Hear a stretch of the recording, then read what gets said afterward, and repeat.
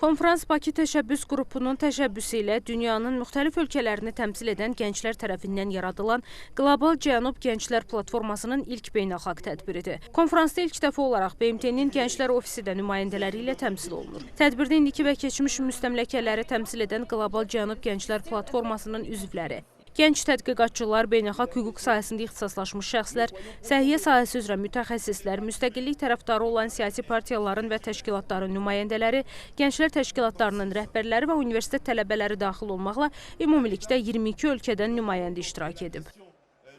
Biz Dünya Urbanizasiya Forumu çərçivəsində 2 beynəlxalq konfrans həyata keçirəcəyik.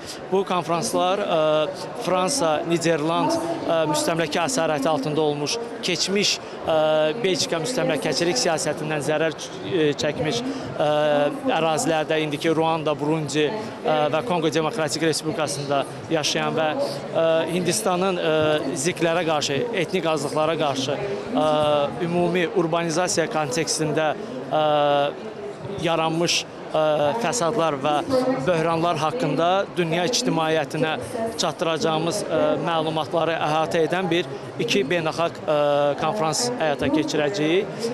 Sabah beynəlxalq konfransımız Qlobal Gənclər Cənub Platformasının gənclərinin urbanizasiyadakı roluna həsr ediləcəkdir və həmçinin bildiyiniz kimi mayın 1-i paytaxtımızda yaranmış Qlobal Gənclər Cənub Platformasının ilk rəsmi görüşü paytaxtımızda baş tutacaqdır.